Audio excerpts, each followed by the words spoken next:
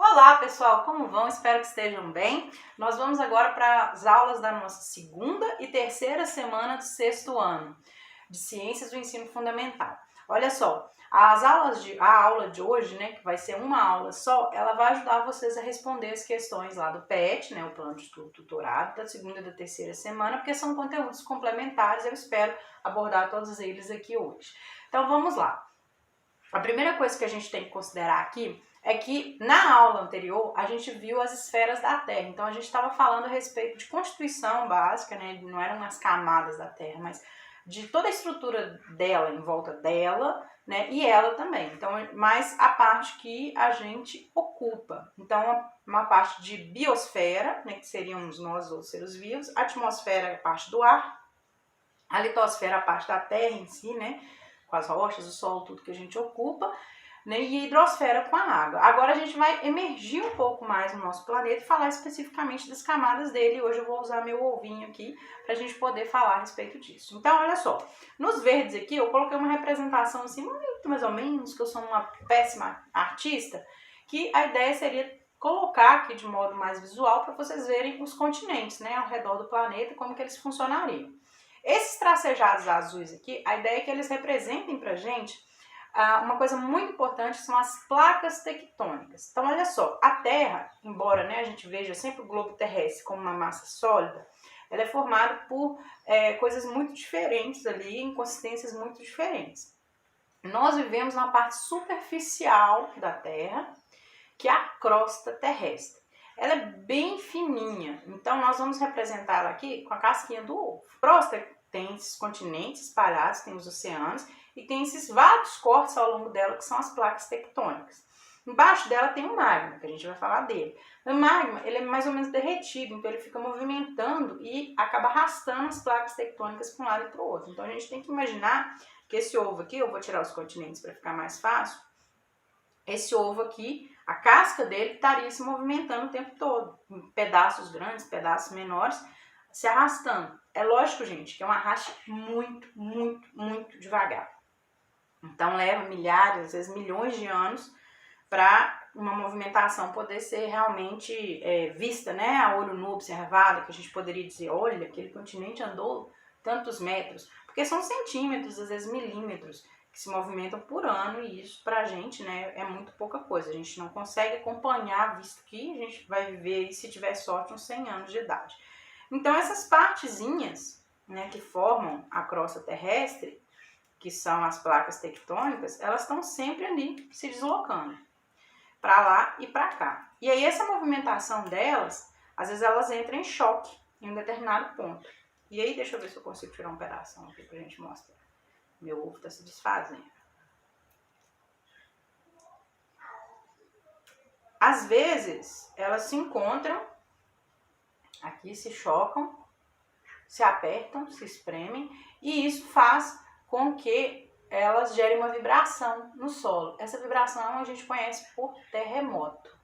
Em algumas vezes, essa vibração acontece debaixo d'água, né, na parte da crosta que está sobre os oceanos.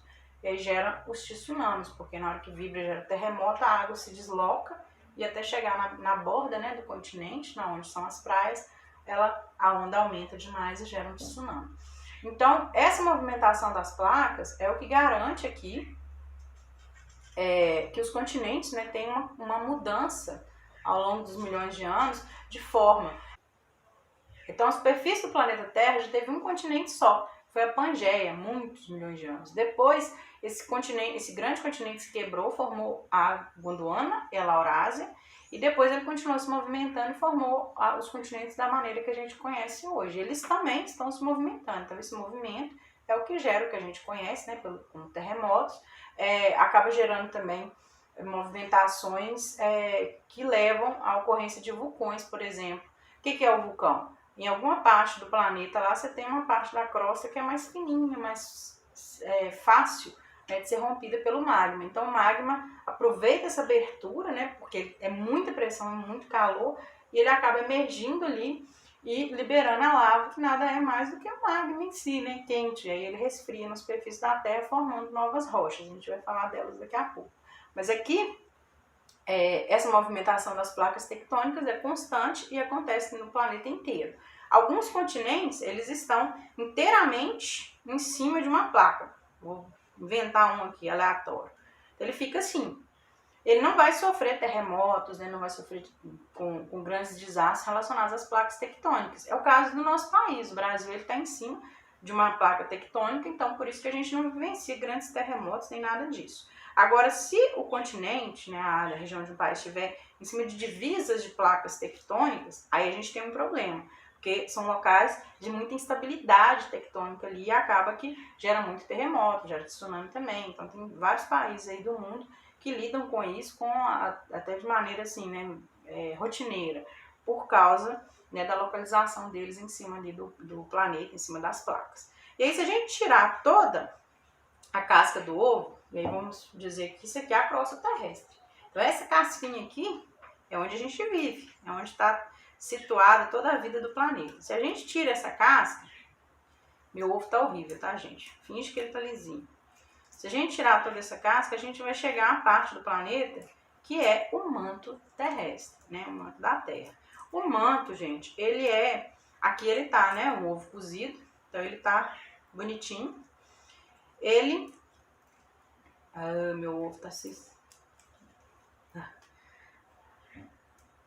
Ele é uma consistência de brigadeiro, mais ou menos. Ele é pastoso. Aqui é um ovo cozido, né? Não dava para eu representar ele molengo aqui. Mas ele tem essa consistência mais molenga ali, mais pastosa, exatamente porque está muito quente, pressão ali demais.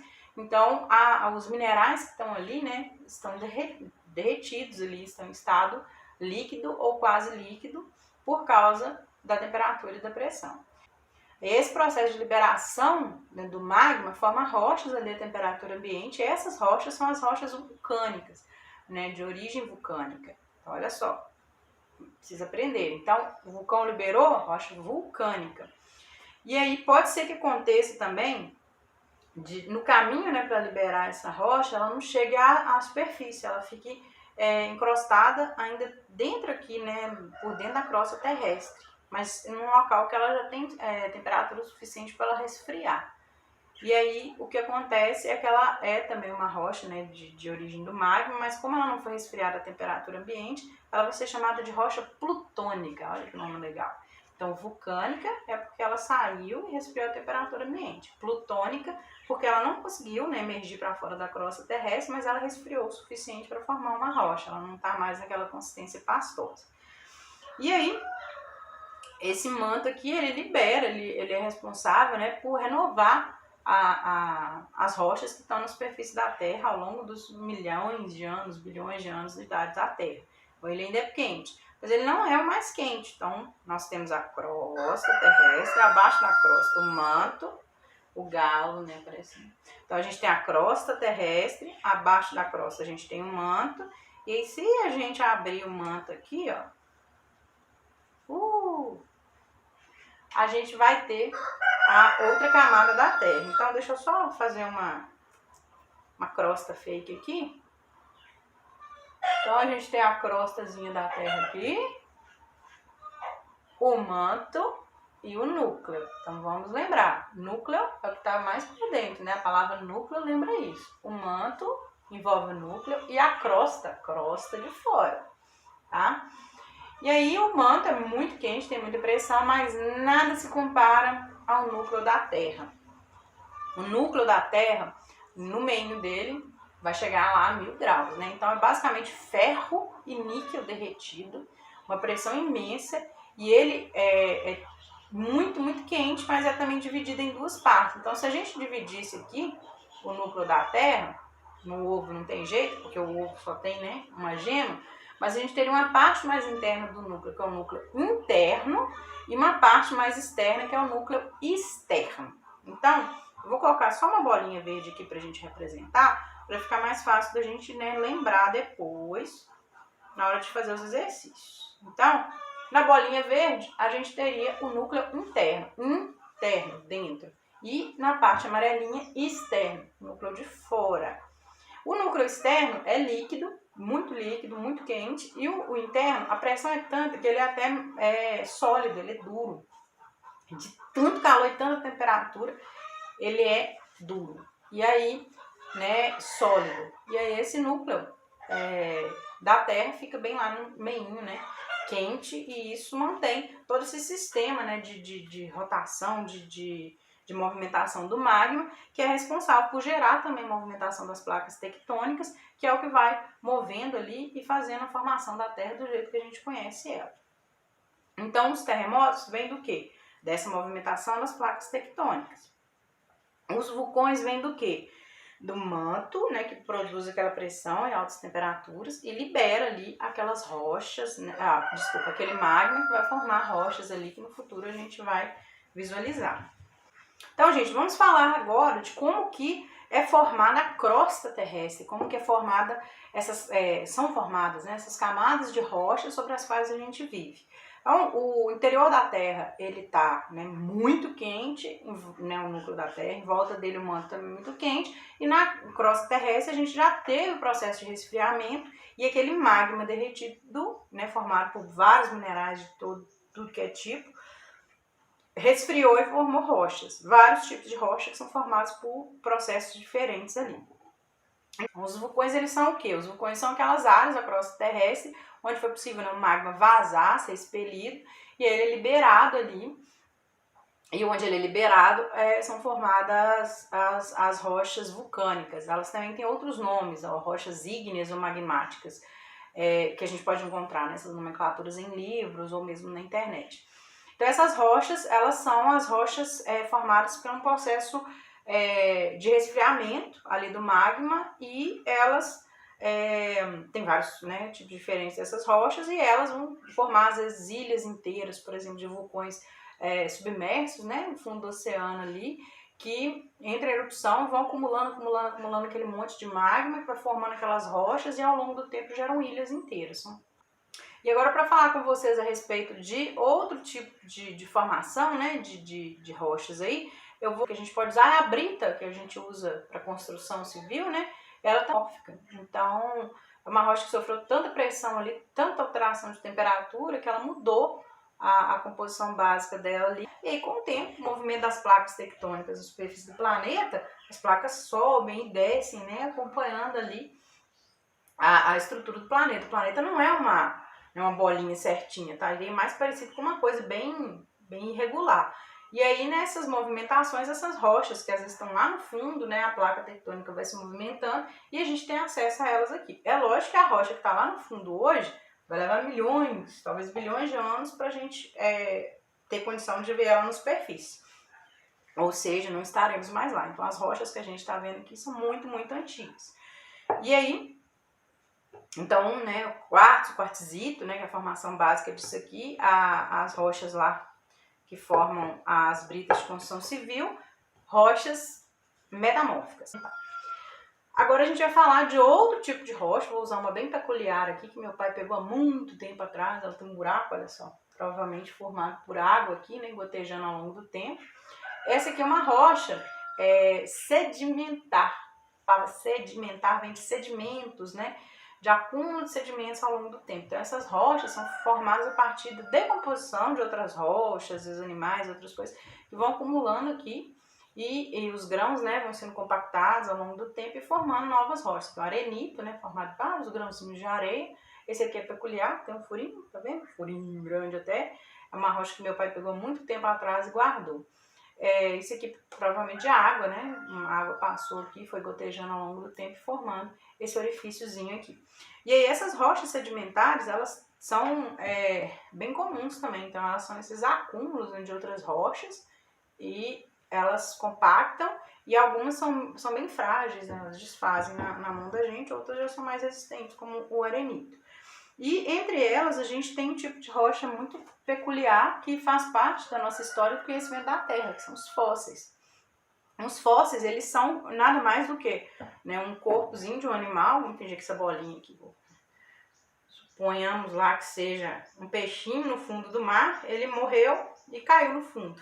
Quando ele cai no fundo do mar, por alguma razão ele é soterrado, né, um outro peixe nada, cai uma camada de terra ali em cima, alguma coisa nesse aspecto, e aí cobre ele não entra em decomposição. Então, por exemplo, um bicho também que, né, sem ser no fundo do mar, na terra firme, tá passando lá um tatu debaixo do barranco, o barranco cai em cima dele. Ele é soterrado, ele não vai entrar em decomposição, não vai ser comido por larvas, não vai ser deteriorado por bactérias ali, porque não tem oxigenação quando ele é soterrado. E aí, com isso, ele vai sofrer um processo lento de acúmulo de minerais no lugar dos ossos ali, no lugar das estruturas que a gente chama, né, na parte dura do corpo dele ali. São estruturas mais, por exemplo, cartilagem nos tubarões e os ossos lá no peixinho. E aí, essa deposição lenta de minerais naquele corpo ali vai garantir que ele petrifique ao longo do tempo e ele vai virar um fóssil.